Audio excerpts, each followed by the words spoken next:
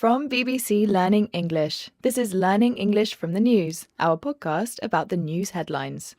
In this programme, 400 million people to attend the world's largest religious gathering, Kumbh Mela. Hello, I'm Phil. And I'm Georgie.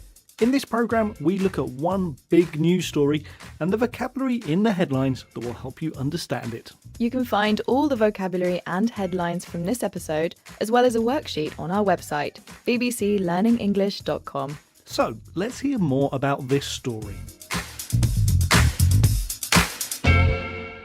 The Kumbh Mela festival, the largest religious gathering in the world, has begun in the northern Indian city of Prayagraj.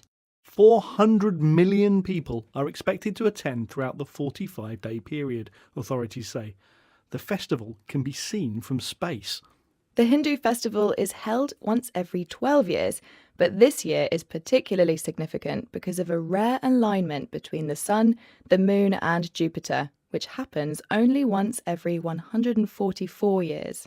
And our first headline is about this. India's Maha Kumbh Mela festival gets underway for first time in 144 years. And that's from The Guardian. OK, let's hear that again. India's Maha Kumbh Mela festival gets underway for first time in 144 years. And that's from The Guardian. We're looking at this phrase, underway, which is a bit strange, isn't it? Yes, we know the words under and way, but when we put them together, they have a whole new meaning. Underway means that something begins or has begun. It's in progress. The headline here says the festival gets underway. If something has got underway, then it means it has started. Yes, and another example, this podcast episode is already underway. It's begun. Underway most commonly comes after the verbs be or get. Think about it like this. If something is underway, it's already happening. But if we say something gets underway, we're talking about the start of the process. For example, after weeks of delays, the construction project on my roof is finally underway. It's happening. We've had underway, in progress. For example, the wedding ceremony will get underway as soon as all the guests have arrived. This is Learning English from the News, our podcast about the news headlines.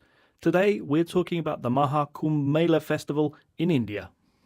The first day of the festival, the 13th of January, was foggy and the water was freezing cold. But this didn't stop more than 15 million people from bathing in the sacred river Ganges.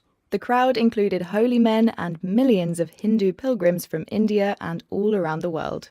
Police struggled to manage the moving crowds at the festival on Tuesday as thousands managed to come into an arena meant for the holy men.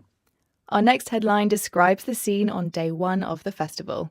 It's from Reuters and it says, India's Maha Kumbh festival sees 15 million people take holy dip on first day. And that headline again, India's Maha Kumbh festival sees 15 million people take holy dip on first day. And that's from Reuters. And we're looking at the word dip. People take a holy dip. Phil, what can you tell us? Well, the most general use of dip is to lower something into liquid quickly. Think about dipping bread in soup or dipping a biscuit in tea. You don't leave it in there long or it'll break and disintegrate. That's right. Or if you dip your toe into hot bath water.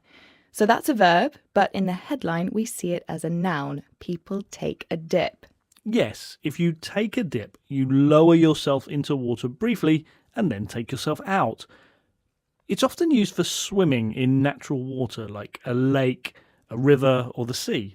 Yes, so the Hindus take a dip in the river. They go in quickly and come out, presumably because the water is cold and because there are so many people trying to get in. We have take a dip, but another common expression is go for a dip. For example, it's so hot in the sun, I'm just going to go for a quick dip in the sea. We've had dip, a brief swim. For example, after hiking all day, a dip in the lake felt amazing.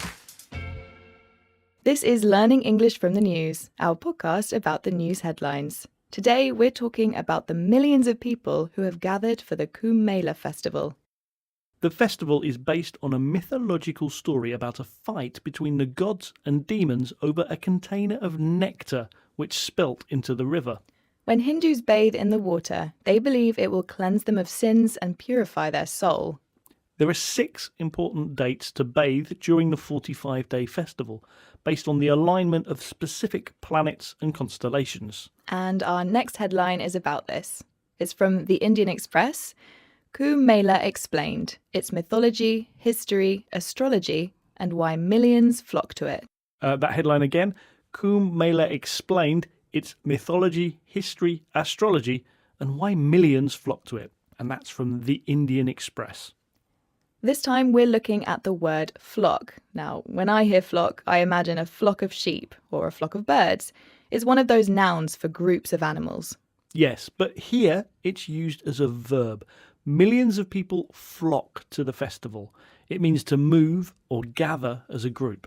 And flock is often followed by to and then a place. Some more examples. The fans flocked to the stadium. The shoppers flocked to the shop for the big sale. That's right. It's usually about a large group moving to something attractive or important, isn't it? Exactly. Now, I know an idiom that uses this verb flock. Phil, do you know it? No, I don't think I do. The idiom is birds of a feather flock together. It means people with similar interests or characteristics tend to stick together. We've been looking at flock, move as a group. For example, all the university students flock to the library before exams. That's it for this episode of Learning English from the News. We'll be back next week with another news story. If you've enjoyed this programme, why not test what you've learned using the worksheet on our website, bbclearningenglish.com. Remember, you can also find us on social media. Just search for BBC Learning English. Bye for now. Goodbye.